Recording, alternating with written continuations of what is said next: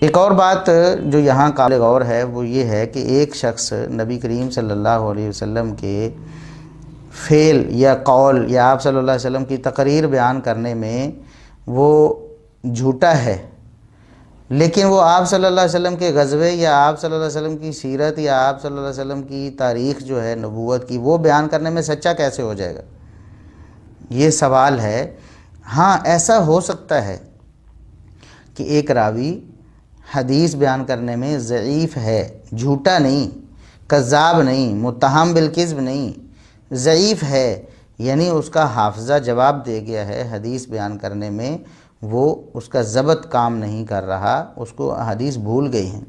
جبکہ تاریخ یا سیرت یا آپ اس کو غزوات کہہ لیں، اس کے حوالے سے یا قراءات کہہ لیں یا دیگر فنون علوم جو ہیں ان کے حوالے سے اس کا ضبط ٹھیک ہے۔ تو یہ تو ہے، ایسی مثالیں موجود ہیں کہ ایک شخص ہے وہ حدیث میں ضعیف ہے، اس کی حدیثیں قابل قبول نہیں، لیکن قراءات میں امام ہے۔ وہی جب قراءات بیان کرتا ہے قرآن کریم کی تو وہ ثقہ ہے، امام ہے۔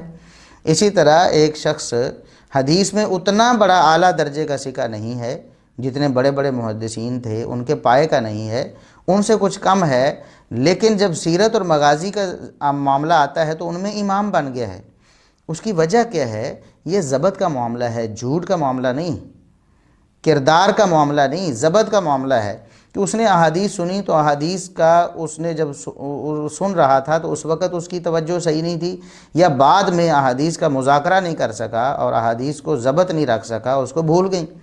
لیکن سیرت مغازی وغیرہ جو ہیں آپ صلی اللہ علیہ وسلم کے غزوات وغیرہ ہیں، ان میں اس کا شوق اور ذوق زیادہ تھا، اس میں اس کی محنت زیادہ تھی، وہ اسے یاد رہ گئی۔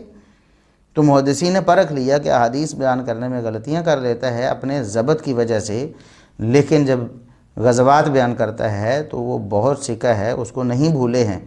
تو یہ تو ہو سکتا ہے، ممکن ہے، اس میں ضبط کا دخل ہے۔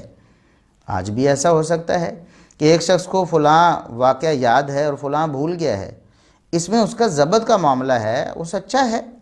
لیکن ایک شخص اگر جھوٹا ثابت ہو گیا ہے، کئی معاملات اس کے جھوٹ سامنے آ گئے ہیں، اب ظاہر ہے تیسرے معاملے میں، دو معاملوں میں جھوٹا ثابت ہو گیا، تیسرے معاملے میں سچا کیسے ہو جائے گا؟ کیسے آپ مان لیں گے کہ یہاں یہ سچ بول رہا ہے اور اس کے آپ کے پاس کوئی ایسا اتھینٹک سورس بھی نہیں جس کے ذریعے آپ اسے جانچ سکیں؟ اور اگر آپ کے پاس اس کو جانچنے کا اتھینٹک سورس ہے تو وہ سورس دلیل بنے گا، نہ کہ اس جھوٹے بندے کی بات دلیل بنے گی۔ تو یہاں سے ایک مغالطہ پیدا کرنے کی کوشش کی گئی، اور یہ مغالطہ مولانا مودودی صاحب کو بھی ہو گیا۔ کہتے ہیں کہ خاص طور پر واقدی اور سیف بن عمر اور ان جیسے دوسرے راویوں کے متعلق ائمہ جرح و تعدیل کے اقوال نقل کر کے بڑے زور سے یہ دعویٰ کیا جاتا ہے کہ حدیث ہی نہیں، تاریخ میں بھی ان لوگوں کا کوئی بیان قابل قبول نہیں ہے۔ تو کہتے ہیں کہ یہ محدثین سے نقل کیا جاتا ہے، لیکن وہ یہ باور کرانا چاہتے ہیں کہ حدیث میں تو وہ ضعیف ہیں، ناقابل اعتبار ہیں، لیکن سیرت میں یا تاریخ میں ان کی باتوں کو قبول کیا جائے گا۔ لیکن وہ یہ بات بھول گئے کہ یہ کن راویوں کے بارے میں ہے۔ یہ جو فرق ہم کرتے ہیں یہ ضبط کی وجہ سے کرتے ہیں یا جھوٹے کردار کی وجہ سے کرتے ہیں؟ بھئی جھوٹا کردار ہے تو ادھر بھی جھوٹا ہے، ادھر بھی جھوٹا ہے۔ یہ کیسے ہو جائے گا کہ نبی کریم صلی اللہ علیہ وسلم پر جھوٹ بولنے میں تو اس کو کوئی حیا اور شرم نہ آئے، لیکن آپ کہیں کہ سیدنا ابوبکر صدیق رضی اللہ عنہ، سیدنا عمر فاروق رضی اللہ عنہ، سیدنا عثمان غنی رضی اللہ عنہ، سیدنا علی مرتضیٰ رضی اللہ عنہ پر جھوٹ بولنے میں اس کو آر آ جائے گی، اس کو حیا اور شرم آ جائے گی؟ یہ کیسے ہو سکتا ہے؟ جس کا نبی کریم صلی اللہ علیہ وسلم پر جھوٹ بولنا ثابت ہو جائے، وہ نبی کریم صلی اللہ علیہ وسلم کے صحابہ کے بارے میں بھی کبھی جھوٹ بولنے سے نہیں باز آئے گا۔